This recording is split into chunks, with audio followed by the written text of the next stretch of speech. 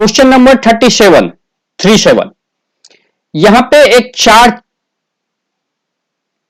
एक चार्ज है जिसका मास m है, ठीक है, और उस पे चार्ज q है। एक बॉडी है जिसका मास m है और चार्ज q है, दिख रहा है आपको। ये जो है ये एक स्ट्रिंग के सहारे, जो स्प्रिंग है उसके सहारे इक्विलिब्रियम में है टाइम इज इक्वल टू 0 पे, ठीक है। और टाइम इज इक्वल टू 0 पे after constant electric field E0 started in downward direction. Time is equal to 0 पे इलेक्ट्रिक फील्ड स्टार्ट कर दिया गया किधर की ओर, नीचे की ओर, डाउनवर्ड डायरेक्शन में इलेक्ट्रिक फील्ड स्टार्ट कर दिया गया किधर की ओर, नीचे की ओर, ठीक है।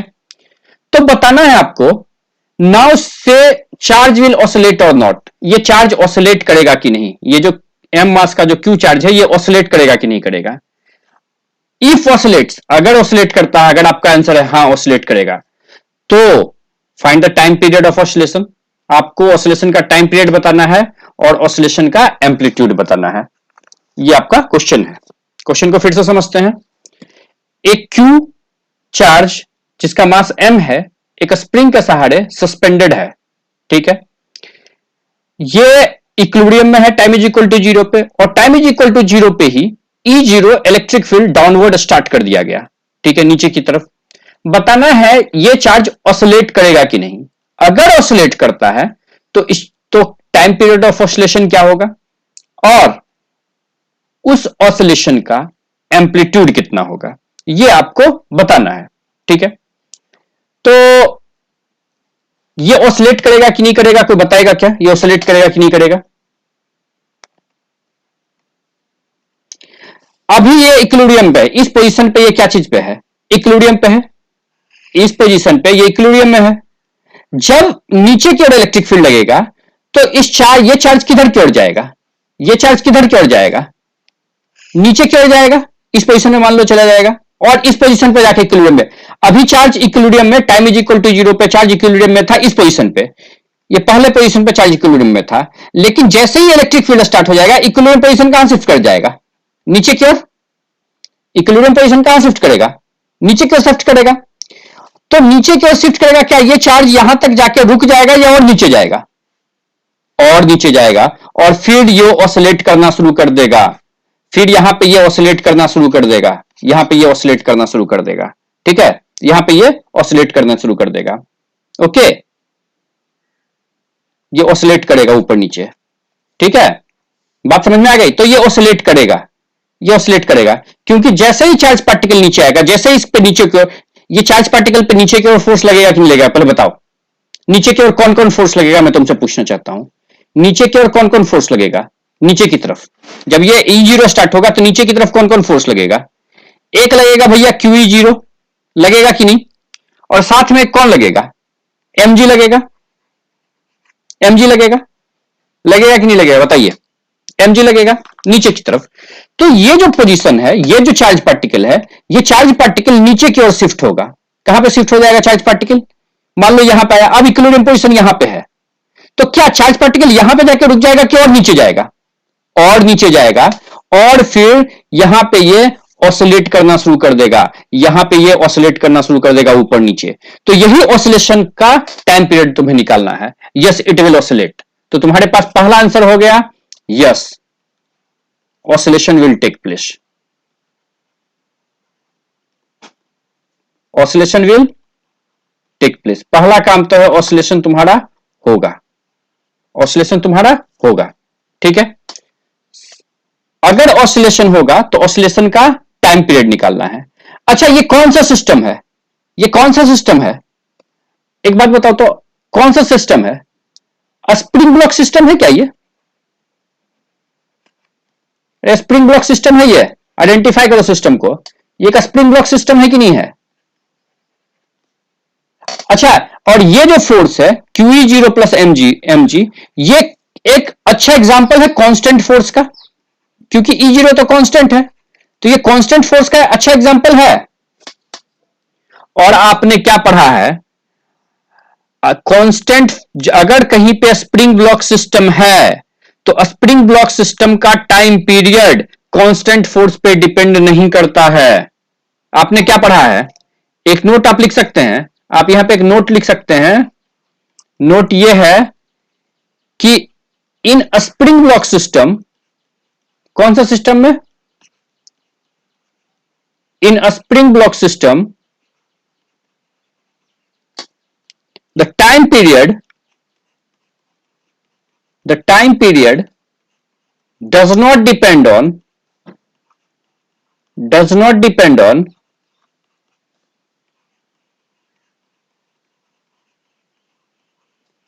कांस्टेंट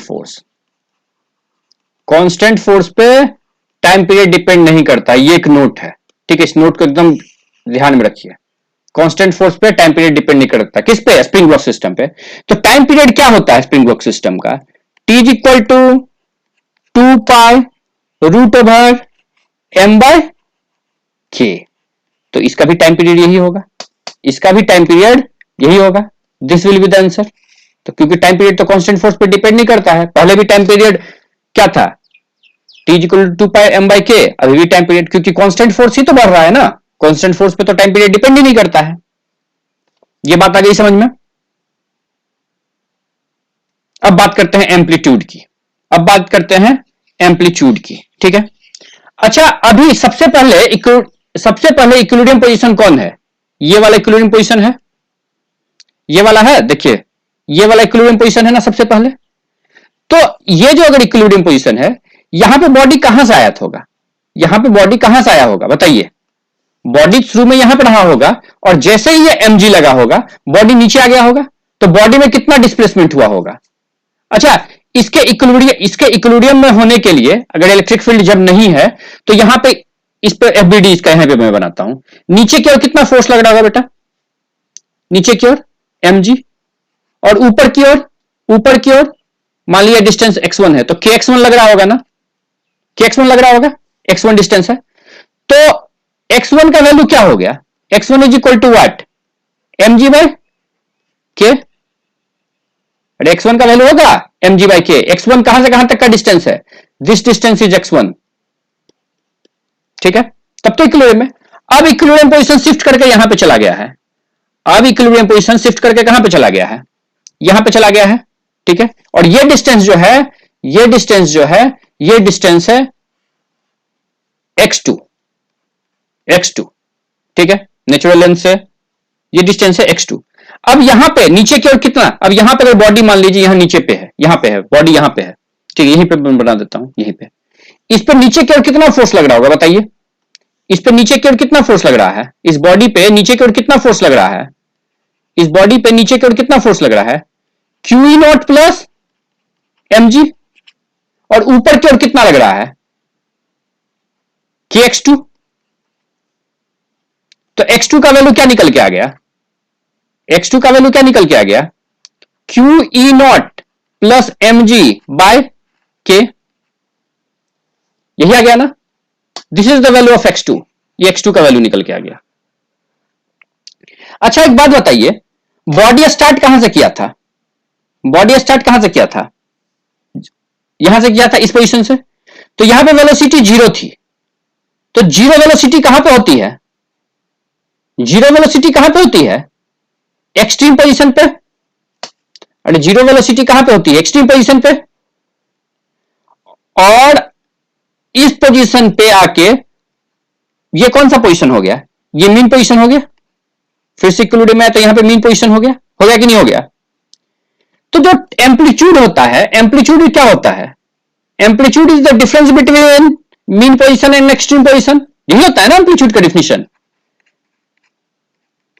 एम्पलीट्यूड क्या होता है? Amplitude is the difference between mean position minus extreme position. Mean position क्या है? मीन पोजीशन क्या है? x2 माइनस x1, यही ना है? ये डिस्टेंस यही होगा ना? ये डिस्टेंस तो ये होगा ना? x2 का वैल्यू क्या होगा बेटा, बताओ जल्दी से? q e naught plus mg by k minus x1 का वैल्यू कितना हो गया? x1 का वैल्यू कितना हो गया? mg by k। इसे सॉल्व कर लेंगे आप, क्या हो जाएगा value? mg by k cancel हो जाएगा, तो वैल्यू हो जाएगा q e naught by k। This will be the value. 38 पे आइए। Find the time period of simple pendulum. Simple pendulum का आपको टाइम पीरियड निकालना है। Question number 38, numerical number 3838। Question बोला है find the time period of simple pendulum. आपको दिख रहा है ना, एक स्ट्रिंग के सहारे चार्ज Q जो है वो सस्पेंडेड है, ठीक है, और इलेक्ट्रिक फील्ड डाउनवर्ड डायरेक्शन में है। तो आपको निकालना है time period of simple pendulum.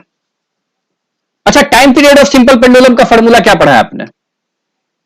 Time period of simple pendulum का फॉर्मूला क्या पढ़ा है?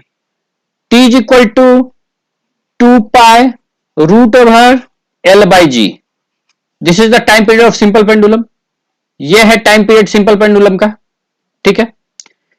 लेकिन अगर यहां पे जो G है, अगर ऐसा क्वेश्चन कहीं पे आए, कोई और कांस्टेंट फोर्स उसमें लगे, तो G को आप लोग लिख दो G इफेक्टिव। क्या लिख दो? G को G इफेक्टिव। ओके, अब G इफेक्टिव निकालने का फॉर्मूला क्या है? ये फॉर्मूला यहीं पे कहीं पे ऐसा कोई क्वेश्चन दिखे, कोई सिंपल पेंडुलम का टाइम पीरियड निकालना हो, सीधे फॉर्मूला लगाओ T is equal to 2 pi root over L by G. G का जगह पे क्या निकालो? G effective. Okay, G effective होता क्या है? G इफेक्टिव का फॉर्मूला क्या है? G इफेक्टिव का फॉर्मूला मैं बताता हूं, एकदम आसानी से निकलेगा। G इफेक्टिव का फॉर्मूला होता है tension at equilibrium. Tension at equilibrium divided by mass. This is the formula of G effective. G effective का ये फॉर्मूला है। किसका फॉर्मूला है ये? जी इफेक्टिव का फॉर्मूला। इस फॉर्मूला को एकदम ध्यान में रखिए, हर क्वेश्चन इससे बनेगा। अब सोचते हैं इसको इक्विलिब्रियम, ये जो जी है इसको इक्विलिब्रियम में लेके जाओ। मान लो ये जो पार्टिकल है क्यू, इसे इक्विलिब्रियम में लेकर, मान लो यहां पे ये इक्विलिब्रियम में है। जब ये इक्विलिब्रियम पे होगा तो इस पे कौन कौन सा फोर्स लग रहा होगा बताइए? नीचे की ओर सबसे पहले धरती माता क्या लगाएगी? धरती माता क्या लगाएंगी? मान लो इसका मास m है, जस्ट वेट फॉर मोमेंट। इस पे धरती माता कितना फोर्स लगाएगी नीचे की ओर? mg मास m है तो, और साथ में इस पे एक इलेक्ट्रिक फील्ड भी तो फोर्स लगाएगा ना। कितना? q ई नोट लगाएगा क्या?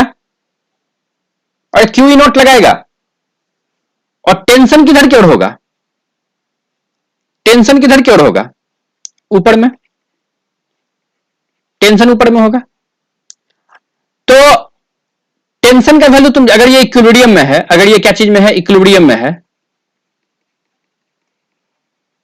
तो टेंशन इज इक्वल टू तुम क्या लिख सकते हो? टी का वैल्यू क्या हो जाएगा? mg प्लस क्यू ई नोट लिख सकते हो क्या? अगर इक्विलिब्रियम में होगा तो जितना अपवर्ड फोर्स उतना डाउनवर्ड फोर्स। तो यहां पे अगर हमें जी इफेक्टिव निकालना है तो जी इफेक्टिव इक्वल टू क्या हो जाएगा? Tension at equilibrium. Tension at equilibrium क्या है बेटा? mg प्लस क्यू नॉट, यही है ना, डिवाइडेड बाय m। तो क्या हो जाएगा? g plus Q E naught by m। लिख सकते हैं क्या जी इफेक्टिव? अरे लिख सकते हैं क्या? इसका वैल्यू यहां पे पुट कर दो। यहां पे time period is equal to 2 pi root over L by ji. Effective की जगह पे क्या लिख सकते हैं? G plus Q E naught by m। आ गया answer. This is the answer. Question number 39। Again it is asked to you to find the time period of simple pendulum. Okay, question number 39 is front of you and it is asking that what is the time period of simple pendulum. The pendulum is given. Okay, the length of the string is L, Q by M. Let's start. What will be the time period of simple pendulum? Time period of simple pendulum कितना होता है? T is equal to 2 pi root over L by G effective. अगर जी effective निकल के आ जाए काम बन जाएगा हमारा। अगर जी इफेक्टिव निकल के आ जाए हमारा काम बन जाएगा कि नहीं बन जाएगा बताइए? बन जाएगा।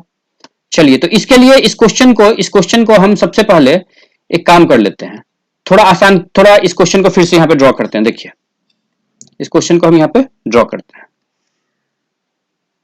देखिए आपके सामने,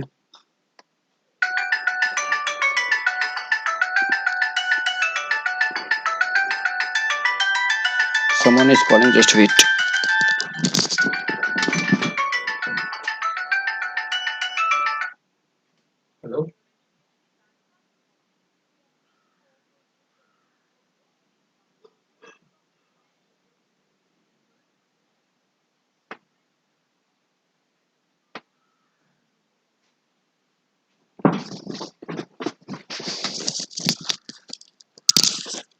चलिए इस क्वेश्चन को फिर से थोड़ा ड्रॉ कर लेते हैं।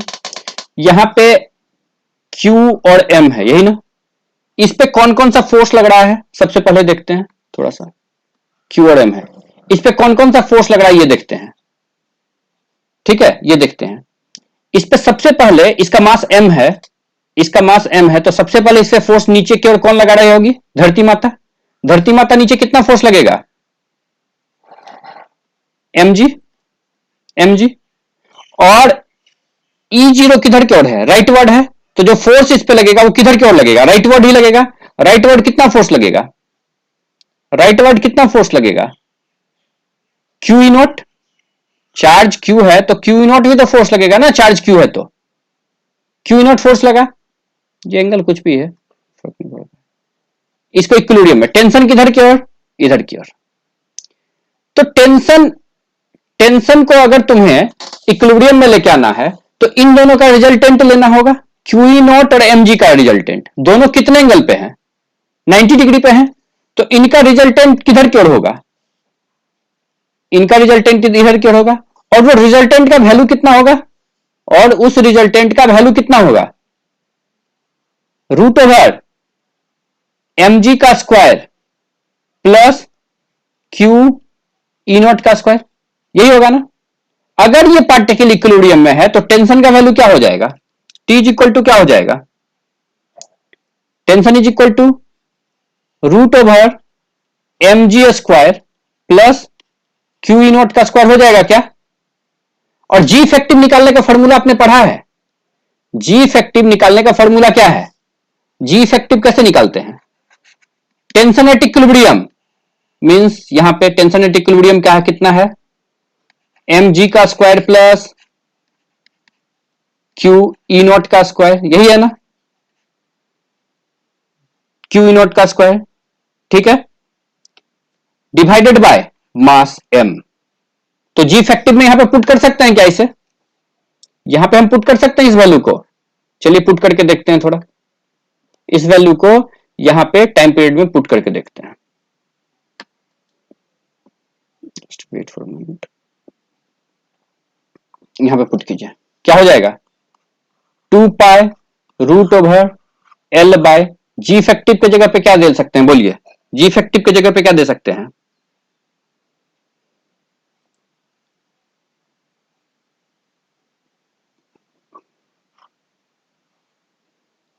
m square G square plus Q E naught का स्क्वायर बाय m। तो m ऊपर चला गया। कोई दिक्कत किसी को? अरे कोई दिक्कत किसी को? बस सिंपल आंसर है। अगर इसको पूरा आप सॉल्व कीजिएगा तो इसका आंसर पता है क्या आएगा? T इज इक्वल टू 2 पाई, हाँ Q का भी स्क्वायर होगा, सॉरी, हाँ Q का भी स्क्वायर होगा। Q नॉट है तो Q का भी स्क्वायर हो जाएगा। ये पूरे का स्क्वायर समझो ना, ये पूरे का स्क्वायर है।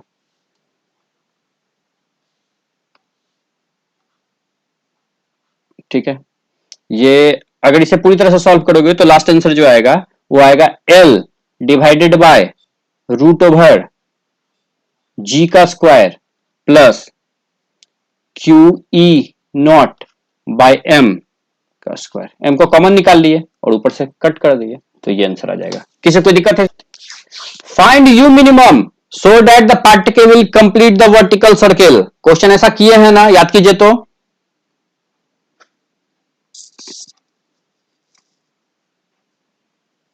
क्वेश्चन ऐसा किए हैं, find U minimum so the particle will complete the vertical circle. इसको बनाए कि बनाओगे? मैं एक आसान तरीका से मैं इसे बनाता हूं पहले, उसके बाद फिर एक इसका एनालिसिस करके भी बनाएंगे। तो ये अगर इसे, ये जो पार्टिकल है Q और M मास का है, ये पार्टिकल जो है ये Q और M मास का है, अगर इसे इनिशियल वेलोसिटी U से ऐसे मूव कराया जाए तो ये कैसा पाथ लेगा? ये पार्टिकल कैसा पाथ लेगा? एक सर्कुलर पाथ लेगा कि नहीं लेगा? बताइए। इस पाथ पे आएगा, बॉडी इस पाथ को फॉलो करेगा कि नहीं करेगा? बताइए। फॉलो करेगा सर्कुलर पाथ। U मिनिमम कितना होना चाहिए? अच्छा याद कीजिए, वर्टिकल सर्किल के लिए एक कंडीशन था।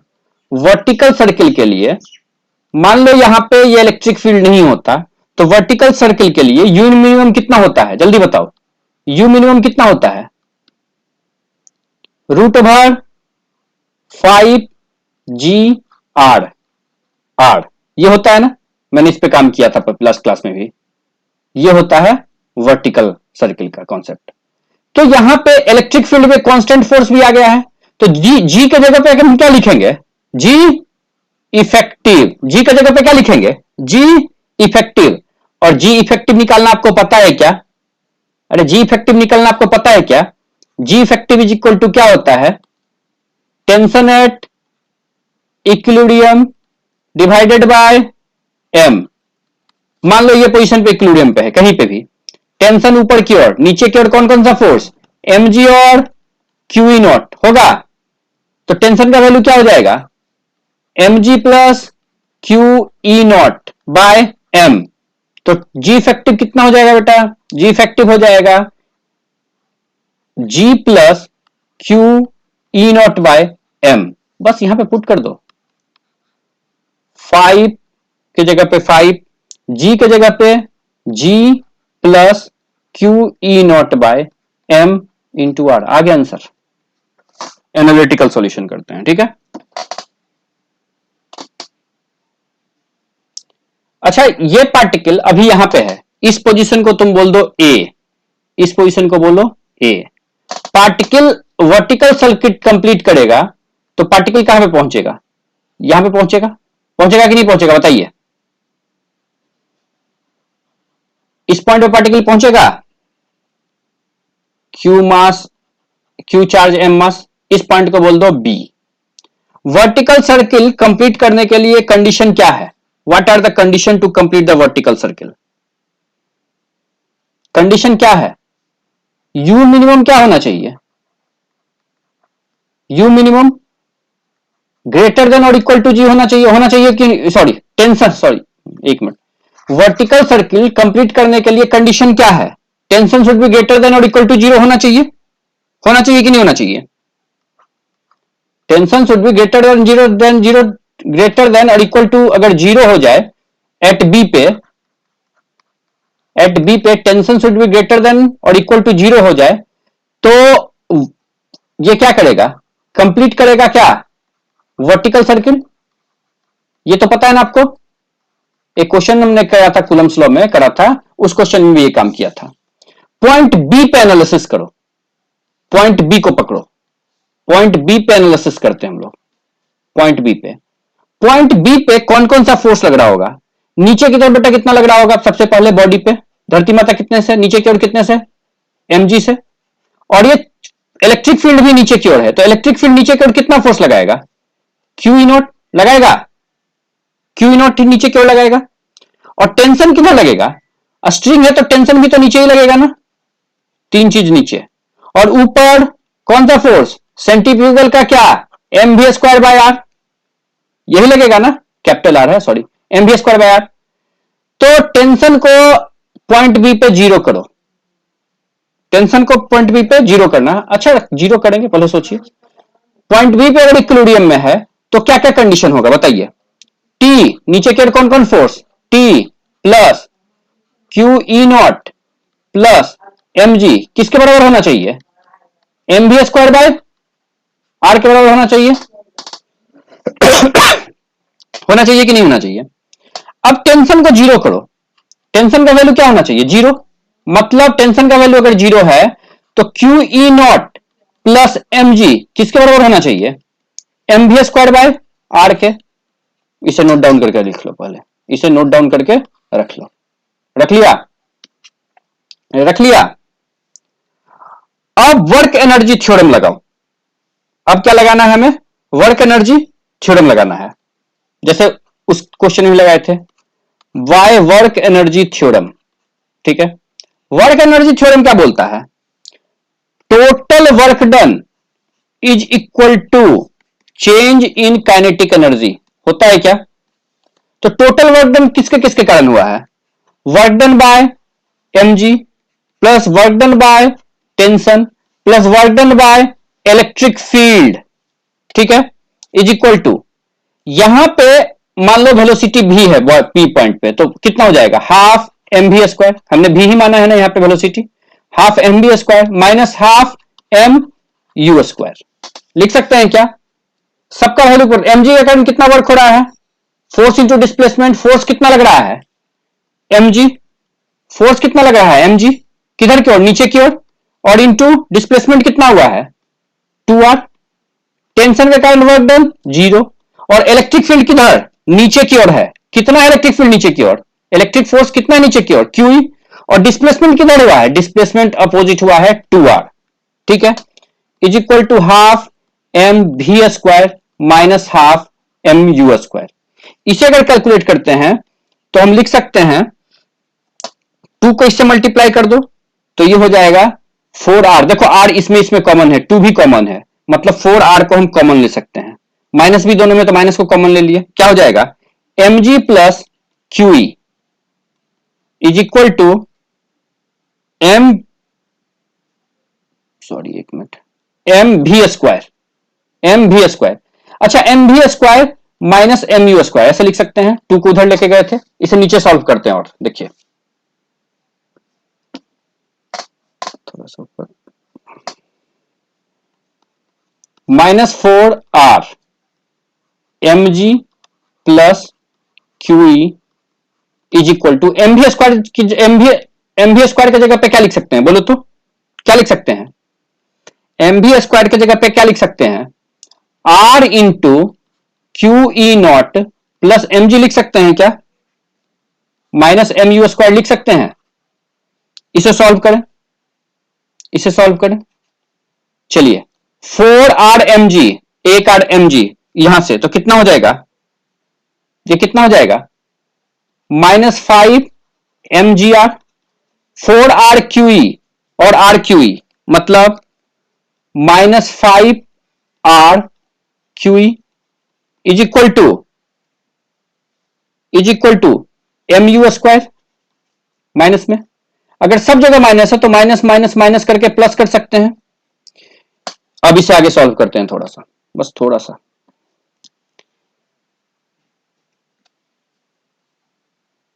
You square is equal to क्या लिख सकते हैं 5m GR by m plus 5r QE by m लिख सकते हैं क्या, 5r दोनों में कॉमन है, बाहर निकाल लो, 5r कॉमन है, बाहर निकाल लिया, क्या हो जाएगा m कैंसिल हो गया, g plus QE by m, QE naught है, सॉरी E नॉट है, हमारा इलेक्ट्रिक फील्ड E नॉट है, ठीक है, QE by m is equal to U square, तो इधर क्या लेके जाएंगे, कर लेंगे 5r g QE by m, QE naught by m, this is the minimum velocity, ये हमारा मिनिमम वेलोसिटी है। लास्ट तरीके से जो आंसर निकाले थे, सेम आंसर था क्या, देखिए तो, अरे सेम आंसर था क्या, लास्ट जो हमने निकाला था वो सेम आंसर है क्या, इससे मिलता है क्या, देखिए तो, बिल्कुल, अगर आप नोटिस कीजिएगा तो लास्ट वाला भी आंसर सेम ही आ रहा है। अब कौन सा तरीका आपको एनालिसिस कौन सा तरीके से एनालिसिस करना है, ये आप पे डिपेंड करता है, ठीक है, ये आप पे डिपेंड करता है। देखिए लास्ट में मैंने निकाला है तो यही निकल के आंसर आया है, दिस आंसर, ये आंसर आया है निकल के, sorry,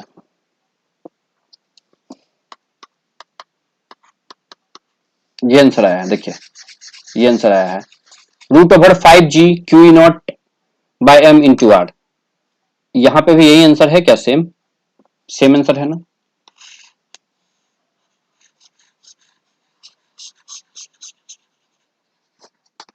This much for today.